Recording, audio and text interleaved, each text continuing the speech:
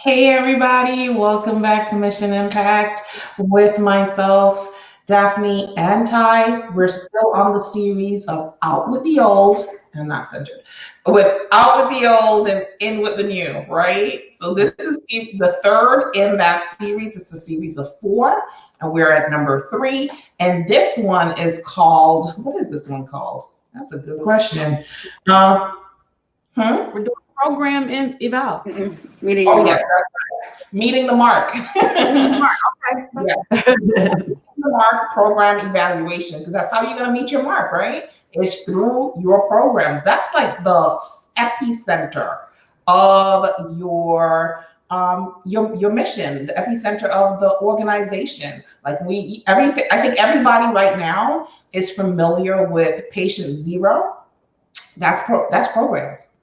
Mm-hmm. Programs. That's patient zero. That's where it all starts. That's the heart of your organization. So Ty and I are very passionate about programs, and I'm sure Daphne is too, right? We always talk about programs because that's where the money is, right? Ty likes to say the money is in the program, right? Pays in the program. The pays in Right. There you go. the So for those of you who are new to our to this series that comes out every Wednesday at 1 o'clock, my name is Tracy B. Allen. I'm a social entrepreneur or social enterprise impact strategist. I'm the owner of TVA Consulting, and I have over 20 years of experience in this industry. I am Daphne Pettis, nonprofit consultant, philanthropic advisor, and social SOUCHIL strategist. On good ground strategic solutions. I have 20 plus years of experience as well, working in the nonprofit and philanthropic arena. I am Ty Boone, nonprofit success strategist and programs development strategist for Ty Boone Enterprises. Also 20 plus years in this field. I love that social thing. SOUL. Yeah, you're so. That's Yes. right there. That's big. Yeah. Because unfortunately, a lot of people lose themselves in trying to start nonprofit organizations. So helping them to reposition and we just talked about it on our last one, getting to know yourself, because if you are having issues outside, it's going to filter inward, right? So we're talking about programs and program evaluations. So Daphne, you want to start this one off? Program evaluations. Well, first of all, you have to have a program in order for it to be evaluated. That's the important thing that we need to talk about. And I think that a lot of times what happens is that people they figure out, and I've just had this experience over this past week, that what they're doing is not actually a program. You know, when you get to the point where you try to evaluate something and you can't evaluate it, then the issue is, do you have a program? Or is it something else that you're doing? You know, are you just doing an activity, or you hosting an event? Or in the case of what I'm going through right now is a workshop, or, you know, a curriculum that they tried to make into a program just because it was a curriculum. So first of all, you know, do you have a program in order to evaluate? And that is the question that needs to be asked first before we get into evaluation. And 9 times out of 10, a lot of times when started nonprofits they start with an event or an activity, and then they start a nonprofit organization, not realizing that what they're doing is not truly a program. So when you begin to look at that, you know, you're having that activity where you're calling a mentoring program. You know, programs have outcomes, they have goals, objectives, and outcomes. And they have to be measurable. So in order to have the evaluation, you have to have those things in place first. So Yeah, Absolutely. I always say, thinking about programs that, events and activities, and this is where people kind of get lost at. They're doing a lot of events and activities, and I said, well, activities and events represent a quick fix to a situation, Yeah. right? And quick fixes don't last. No. It's like you patching up something. You have flat tire, you patch it up, then something you patch. Just get a new tire. After a while, it's just like, just don't worry about it, right? Mm-hmm. But a program offers a long-term solution to a problem. And if you can understand the difference between the two, then you know where you are. So if you're in the situation where you're like, okay, well, we gave out turkeys today because people are hungry. We fixed the problem for today, the quick fix, right? But if they don't have anything to eat next week, we did not solve the problem. So it's like a fish story. Right. Give a man a fish. Right. Right. He'll eat today. But teach him how to fish, he eating forever, right? He good to go. And that's what I mean. And I think that a lot of people get lost right there because we're service-hearted people, we're passionate, and we're like, oh, I don't have time to worry about solving the problem. He's hungry now, so let's give him a fish, right? He's hungry today, let's give him a fish. But these folk who are giving you money, they need for you to teach him how to fish because they don't want you to come back to them next week asking for more money for this fish. We already gave you some money today. Right. So what are you going to be doing in your organization, in your business that's going to ensure your funder that you are solving this problem? So at least you don't have to come back to feed the same person. Right. Now he knows how to fish. Now you can use him as your success story. He came into my program. We taught him how to fish. He opened up a whole fish market across town. He's doing good. So with that, I'm ready and willing to give you some money to continue the work that you were doing because you are changing situations. You're changing environments. You're changing lives, right? We're doing this. You know, I talk with people about, when they're looking for grant monies and they ask questions, well, how much money should I ask for? You know, all this kind of stuff. And I go, when you're trying to change a life, when you're trying to change a situation, when you're trying to change an environment, that's how you know when you're ready to ask for big money. But because that's going to take a lot of effort. That's going to take a lot of funding, right? When you're just when you're having an activity or an event, what you're likely doing is raising awareness.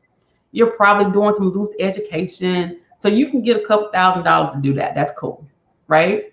When you know that you are trying to change behavior, that's somewhere in the middle. You know now that you need to bring in some support, right? You got to have some staff. You need some counselors on board. So now you might place your ask somewhere in the middle because now you have extra energy that you have to put forth. You got to bring extra people in.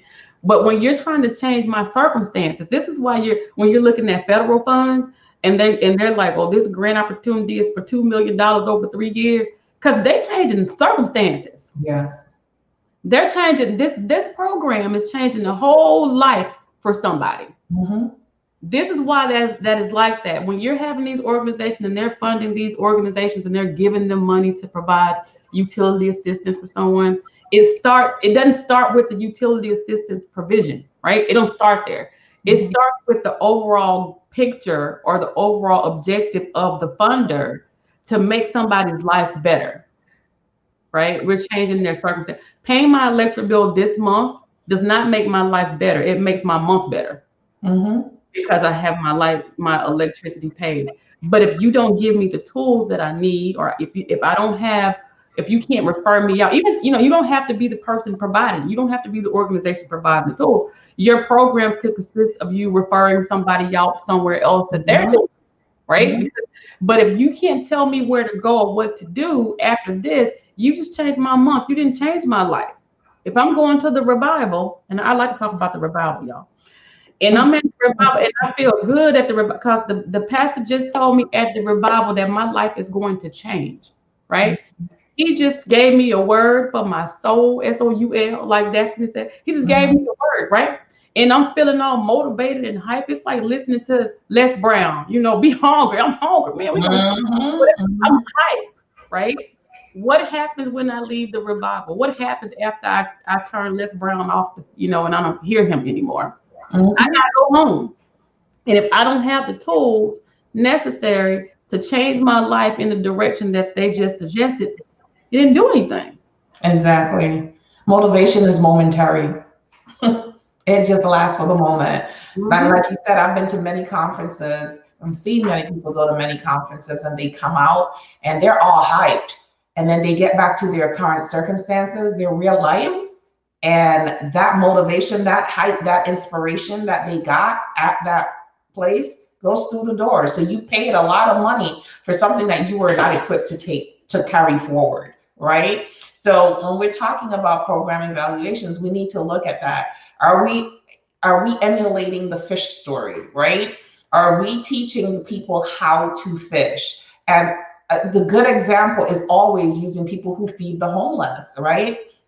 That is like the perfect example. I know people who tell me, oh, I run a nonprofit and I do this and I do that. So then you start digging into it and then you find out that, Thanksgiving, they'll go out and feed maybe 60 families. And then Christmas, they feed another 60 families. And they think that is running a program, that is running an org. That's an activity because you fed them on Thanksgiving, but the day after Thanksgiving, all the way till Christmas, they're hungry again. And then you fed them on Christmas and then they have to wait for you for next Thanksgiving? Come on now.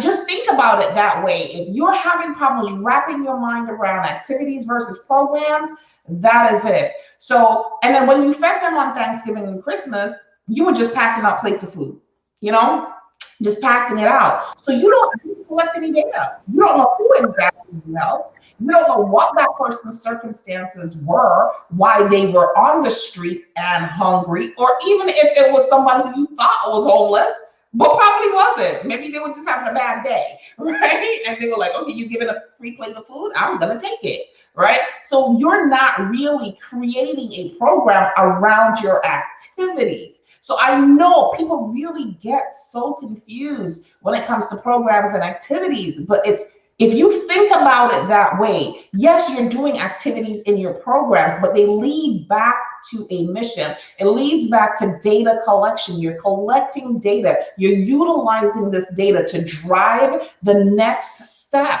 that you're going to take in the process, right? So you really need to sit down and figure that out. First thing, for most nonprofit organizations who are probably going to be listening to us today, is whether you are partaking in activities or you are partaking in a program. And having a curriculum does not mean, it's not an equal sign. It does not mean that you have a program going. Curriculums and programs are not synonymous with each other, contrary to popular belief, because you can have a curriculum and still be doing activities. It's all about the data, collecting the data, getting those outcomes, and following this person along their journey to make sure that whatever you taught in this program, so you taught him to fish, did he catch one fish and you said, oh, okay, great, you're a fisherman now, right?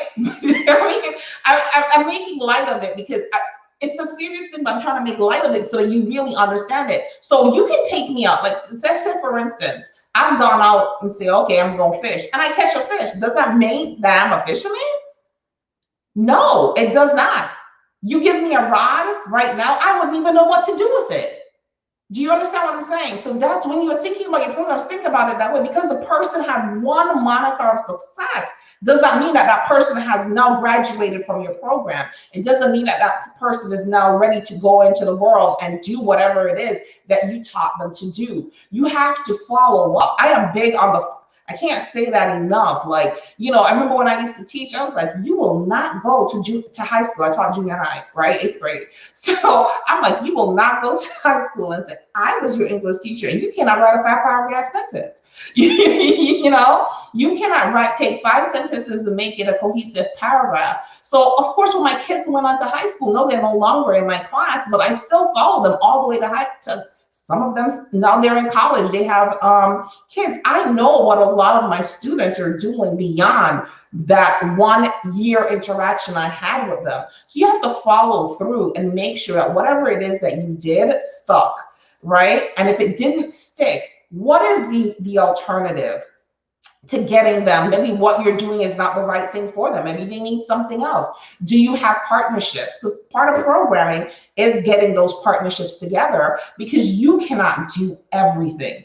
You need to have referral sources outside of your organization that can supplement the things in your program that you cannot provide. And I love to use the GED model or the career development model. Let's do the career development model, because a lot of social enterprises are into helping people get their careers together, where they're doing career training, whether it's computer skills or whatever. And my question to them is always, okay, that's great and it's necessary, I know where the need is in the communities. We can see the data that supports that it's a need within the community through graduation rates from the high schools, information from the Department of Social Services, the career development centers that exist within the communities. We see the data, we see the need. But did you stop to think that some of these people who are going to be referred to you from these sources, or some of these people who are going to walk through your door, they don't have a high school diploma? So you teaching them how to use the computer and preparing them for a job in the IT field is not going to get them that IT job, because they don't have the bare essentials that an employer is looking for. They may have the skills, but they don't have that high school diploma. I know that that's just the society we live in. So are you now going to start providing GED services for your population?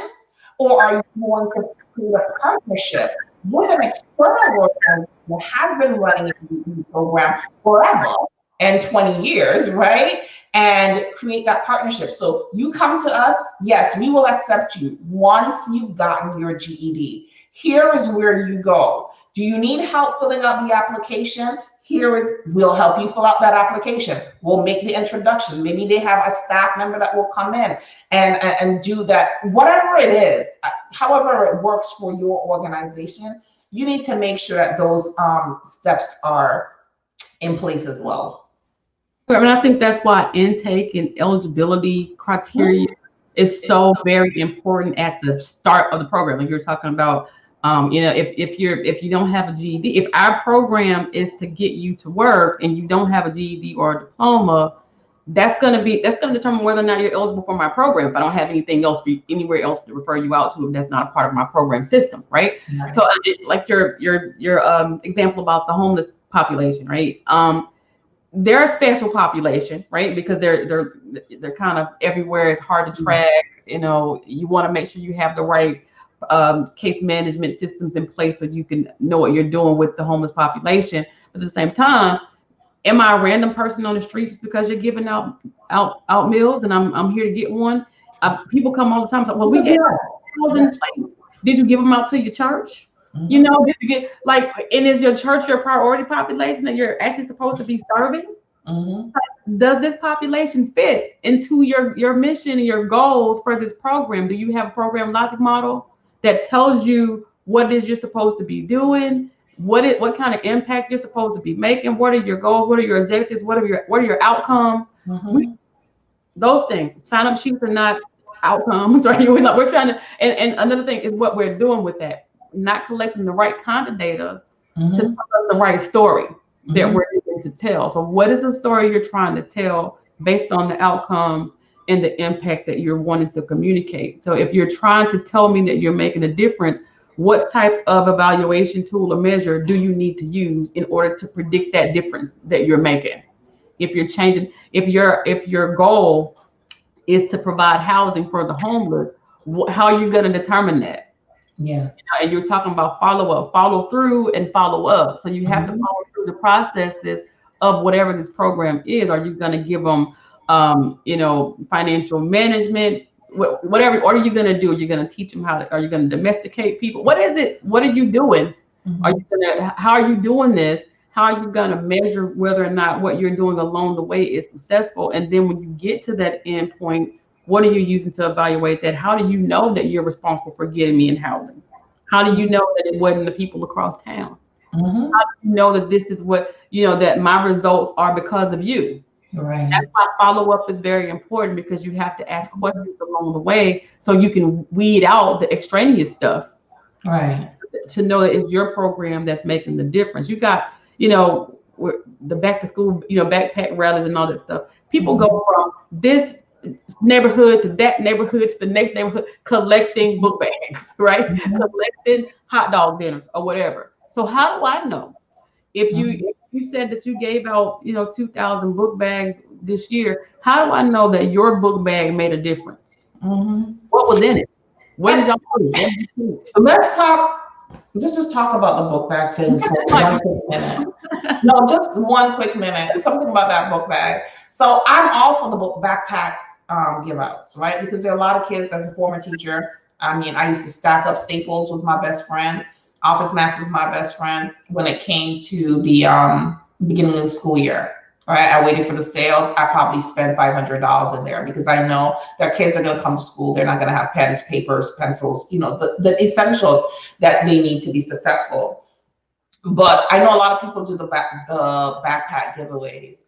There's nothing wrong with having a card about this size, you know, index card size, and collecting some data on that card, right? Have it printed out. Have the person put their name. If they want the backpack, you need to put your name, your child's age, so it's just your zip code, something. You got to put something down. You have to have some data so you can track who it is that you're giving. Somebody could come up and they could take 25 backpacks from you because you don't know who you're dealing with, right? And then they go sell those backpacks. Whatever activities you're doing, it's easy to turn activities into programs by tightening up the way how you actually function. That's kind of just what I wanted to say. Go ahead, Ty. Sorry, I didn't mean to cut you off.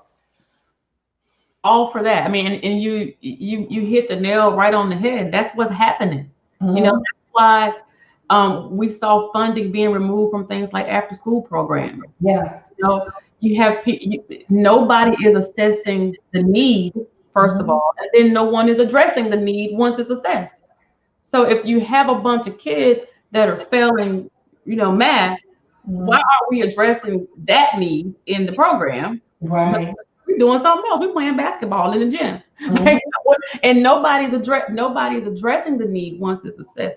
And nobody's following through. That's what that is. And then nobody's following up. So if you came through my program, or if you were attending my activity and you got my book bag, what happened to you after this? So if you're saying that the reason why you're giving out these backpacks is because when kids come to school with backpacks they feel more confident, they're more prepared to do their work or whatever, there should be a reason to give out the backpacks. You just be giving them out, right? So this is kind of what research says. All right, when kids have their school supplies, they're more confident. They can come in, they can think better. They have it, whatever. So that's the reason why we have the backpack drive, right? If I gave you this backpack, now I need to find you because you gave me this little card, like Tracy did, and it has your information on it. I can follow up now, and I can. Well, how is Ray doing in school? Ask these questions so that when I come back around next year and I get in, and now I'm tired. Because every year y'all do these back to school routes and y'all ask the same people, y'all and people get burned out and get tired of giving you stuff, and then you get tired of asking because they're trying to figure out, and even everybody loves kids, but after a while it's like, okay, look, we already did backpack rally. How much difference y'all making? When you're trying to get some real funds, some funds that's really gonna push your program forward, or you can just write backpacks as a line item into a grant because you know what you're doing, right? You communicate to the funder, because of our back to school rally, these many kids are doing better in school because we followed up with them and we know. We provided in their bag, and then we asked the mom, are they using this dictionary at school? So now we know that what we're doing is making a difference. This kid told us that because he had paper and pencils on, the first 9 weeks of school, that he felt more confident about doing his work. So now we know that what we're doing is making a difference. Absolutely. And with the backpack thing, we also have to look at that, and not even just with backpacks, the continuation, the consistency of what you're doing within your programs. We have those, and even feeding programs, you have those one hitter, quitter things. What is it that if you're working on the impact of hunger, it's not one meal that's not going to help. What is it that you're doing on a consistent basis? And if you're looking at backpacks and you're giving out school supplies, the first day of school is just one time that they may need some school supplies. What about, during the year? Is it just that they need to have their self-esteem booster at, the beginning of the year? Why not all throughout the year? And if you're not evaluating and following up on those things, you don't know that. Exactly. And another thing with the programs, I know we said at the very beginning, and we're going to wrap it up now, is that programs are where you get your funding, right? Programs are your pathway to funding. But one thing you need to understand is that funders are not bottomless pits. All right, so they can't fund you forever. And that's why it's so important for you to make sure that when you're looking at your programs, that you're also looking at the sustainability of the programs and making sure that you have multiple streams of funding for these programs. Funders' mission, their mission can change at any point in time. So this year, especially when you're dealing with large corporations who have foundations. So this year, their mission may be social justice. Next year, something new may pop up and it may be something else. So if there's something else that's their mission for the following year or a couple years down the line, they're not going to be funding your backpack drive or your after school program because that's no longer aligned with their mission. So you need to take all of those things into consideration when you are doing your program evaluation. And I just want to make this comment again, that because you're a nonprofit, if we're talking about nonprofits, not social enterprises, not regular corporations, social entrepreneurs, if we're talking about nonprofits, remember that everything in a nonprofit does not need to be given away freely, right? You can charge for those programs and services that you provide to the community. You just need to use a sliding scale. So one of the things that I think throughout this whole mission impact, we want to kind of change your mindset. And that's why Daphne deals with the soul, right? She deals with the whole soul and helping you to change from inward outward. Stop thinking that nonprofit means no profit. It does not mean that. A nonprofit can make a ton of money. There are nonprofits out here who are multi-million-dollar companies. Right? Multi-million-dollar companies. So you can make money because they do charge. Do you know that the YMCA is a nonprofit organization? You have to pay a membership when you go to the YMCA. Okay, the Boys and Girls Club, they're a nonprofit organization. You do pay some type of a membership fee for the services that they provide to your children every day after school. So change your mindset. Stop thinking that you just got to give. And that's why so many nonprofit people are broke, because the first thing that they say when they come to you, oh, I've been funding this out of pocket. I've been using my 401k. I've been using my savings. Oh my God, I'm about to lose my house. Change your mindset. Think of it as a business and start running it as a business. Stop doing activities. Start doing programs that are run correctly. And you will have the data to get the funding. All of this will be in your annual report. The first thing that we talked about when we started the series. Daphne, last thoughts. Last thoughts, personal experience. When I started and ran my own nonprofit, a nonprofit organization, one of the things that I did immediately is I had the mindset that everything was free, that I should offer, everything for free. Oh, they can't afford it. Oh, they can't this. Oh, they can't that.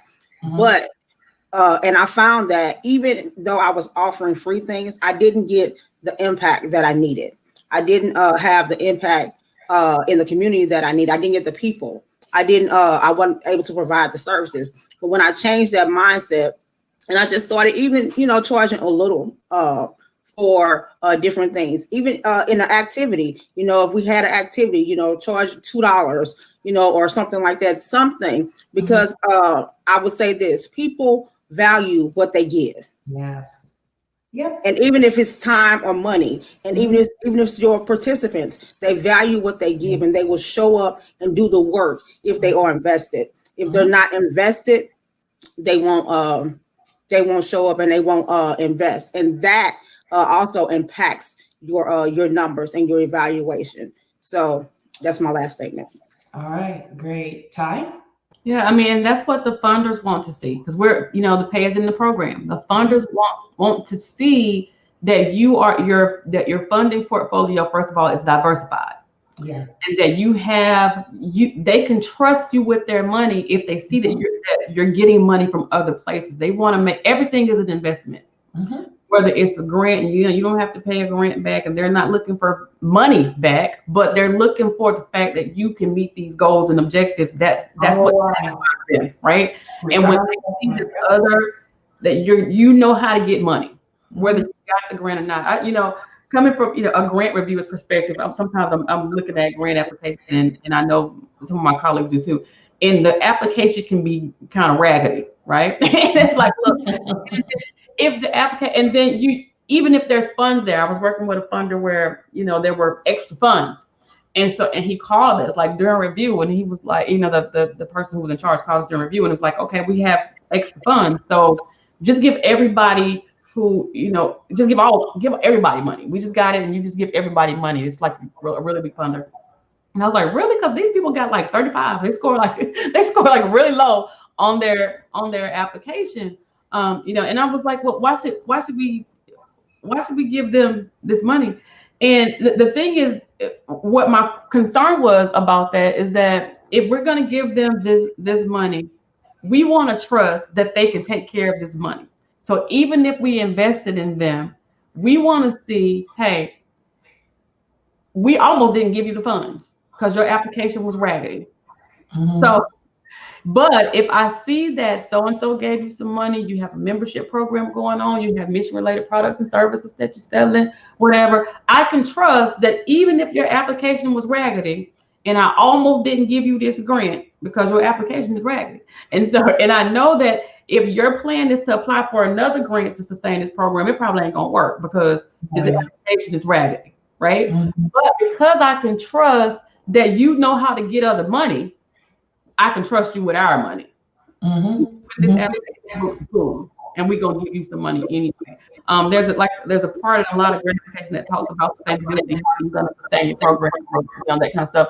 And most people will put something like, we're gonna apply for more grants, right? And I'm looking at the application like, no, you're not, because you ain't even gonna get this grant. So you need to be doing something else. You need to be finding some other money. You need to be building some partnerships. You need to be doing something that we can trust your sustainability on. And I think all that goes back to programming, and programming is going to require that you have a mix of funding. And that's what I mean when I say the pay as in program, not just people giving you money from grants, but how creative can you be around your programs where you can attract in different kinds of funds based on that creativity. Absolutely. Okay, and I think that's it. I already did my wrap up. I already wrapped it up. Yeah. Okay, so thank you for joining us for another episode of Mission Impact. We hope that the information here that we gave you today about program evaluation helps you to create and impact your mission. All right, until next time, bye everyone. Bye.